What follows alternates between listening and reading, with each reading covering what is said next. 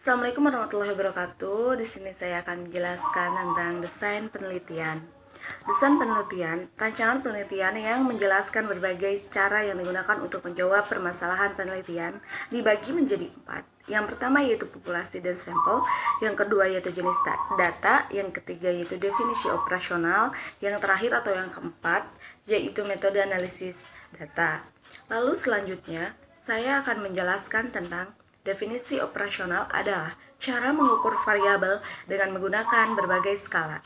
Macam-macam skala pengukuran, yaitu dibagi menjadi skala pengukuran dan instrumen penelitian dibagi menjadi beberapa macam-macam skala pengukuran, yaitu dibagi menjadi 4. Yang pertama itu skala nominal, skala ordinal, skala internal, dan yang terakhir yaitu skala rasio. Yang pertama yaitu ada skala interval. Dibagi menjadi beberapa. Yang pertama yaitu skala Likert. Digunakan untuk mengukur sikap, pendapat, dan persepsi seseorang atau sekelompok orang tentang fenomena. Lalu selanjutnya, dengan skala Likert, variabel dijabarkan sebagai indikator, kemudian indikator dijadikan item-item pertanyaan. Lalu, jawaban setiap item instrumen mempunyai gradasi dari sangat positif sampai sangat negatif. Lalu selanjutnya, skala Likert. Contoh alternatif jawaban dalam skala Likert yaitu yang pertama A, sangat setuju, yang berarti A sangat positif. Lalu B, setuju berarti B positif. Lalu C, ragu berarti C negatif. Lalu D, tidak setuju berarti D sangat negatif, hingga E, sangat tidak setuju. Lalu selanjutnya di bawahnya ada selalu berarti sangat baik, B, sering berarti baik, C, kadang-kadang berarti tidak baik, D, tidak pernah berarti D sangat tidak baik. Lalu selanjutnya skala Likert, skala pengukuran dan instrumen penelitian. A, sangat setuju atau sangat positif diberi skor 5. B, setuju, sering atau positif diberi skor 4. C, ragu-ragu atau kadang-kadang atau netral diberi skor 3. Lalu D, tidak setuju atau hampir tidak pernah dan negatif diberi skor 2. Lalu yang terakhir E, sangat tidak setuju atau tidak pernah diberi skor 1. Lalu skala Guttman, skala pengukuran dengan dua jawaban yang tegas, data yang didapat interval atau rasio. Lalu skala Guttman dapat dibuat dalam bentuk pilihan ganda, juga dalam bentuk checklist. Jawaban dibuat skor tertinggi 1 dan terendah 0. Lalu selanjutnya yaitu 2, skala nominal. Skala pengukuran di mana angka tidak memiliki makna kecuali hanya sebagai pembeda. Contohnya, hitam, strip putih, KAP Big 4, strip KAP non Big 4, pria wanita, Depet akuntansi, departemen pemasaran. Lalu macam-macam skala pengukuran skala rasio. Data yang dihasilkan berupa data rasio. Skala ini merupakan skala tertinggi dalam skala pengukuran. Contoh, ROA sama dengan laba bersih dibagi aset total. Populasi dan sampel. Populasi adalah wilayah penelitian atau wilayah generalisasi yang terdiri atas objek atau subjek yang mempunyai kuantitas dan karakteristik tertentu yang ditetapkan oleh penelitian untuk dipelajari dan kemudian ditarik kesimpulannya.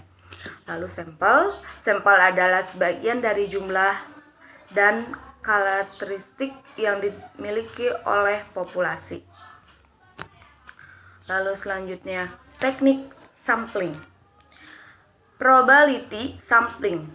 Probability sampling adalah teknik sampling yang memberikan peluang yang sama bagi setiap unsur anggota populasi untuk dipilih menjadi anggota sampel teknik. Teknik ini meliputi A yang pertama, sampel random sampling. Dikatakan sampel sederhana karena pengambilan sampel anggota populasi dilakukan secara acak tanpa memperhatikan strata yang ada dalam populasi itu. Cara demikian dilakukan bila anggota populasi dianggap homogen. Lalu selanjutnya yang B yaitu proportionate stratified random sampling. Teknik ini digunakan bila populasi mempunyai anggota atau unsur yang tidak homogen dan berstrata secara proporsional. Suatu organisasi yang mempunyai pegawai dari latar belakang pendidikan, maka populasi pegawai itu bersetara. Lalu yang C yaitu disproportionate stratified random sampling, yaitu teknik digunakan untuk menentukan jumlah sampel bila populasi strata tetapi kurang proporsional.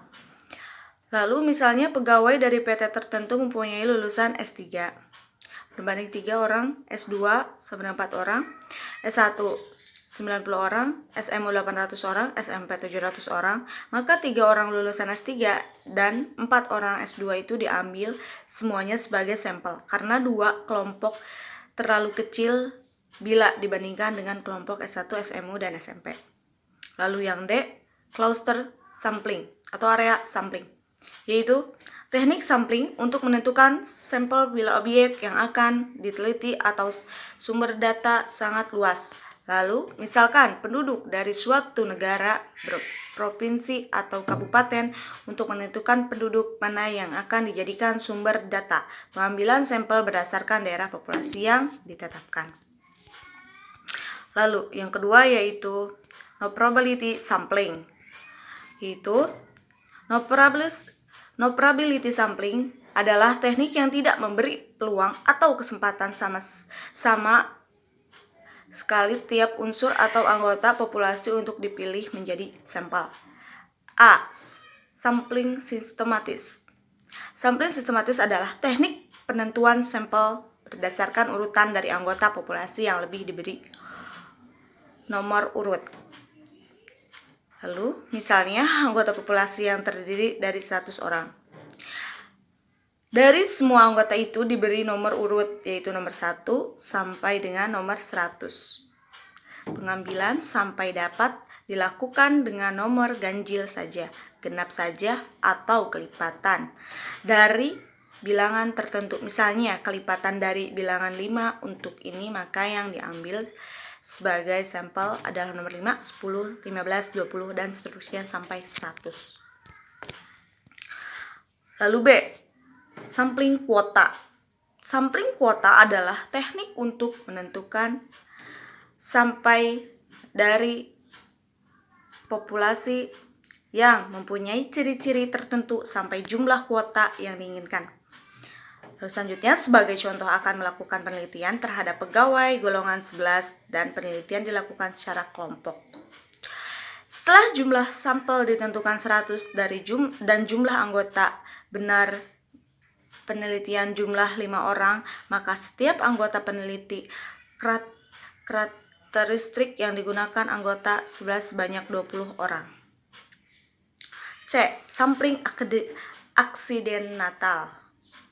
Sampling aksidental adalah teknik penentuan sampel berdasarkan kebetulan, yaitu siapa saja yang secara kebetulan bertemu dengan peneliti dapat digunakan sebagai sampel bila dipandang orang yang kebetulan ditemui itu cocok sebagai sumber data. Lalu D. Sampling purposive. Sampling purposive adalah teknik menentukan sampel dengan pertimbangan tertentu. Misalnya, akan melakukan penelitian tentang disiplin pegawai, maka sampel yang dipilih adalah orang yang ahli dalam bidang pegawai saja. Lalu yang E, sampel jenuh. Sampel jenuh adalah teknik penentuan sampel bila semua anggota populasi digunakan sebagai sampel. Hal ini sering digunakan bila jumlah populasi relatif kecil, kurang dan 30 orang.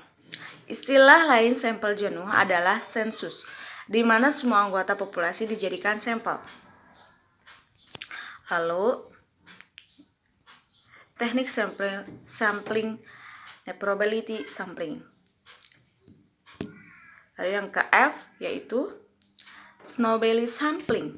Snowbally sampling adalah teknik penentuan sampel yang mula-mula jumlahnya kecil. Kemudian sampel ini disuruh memilih teman-temannya untuk dijadikan sampel.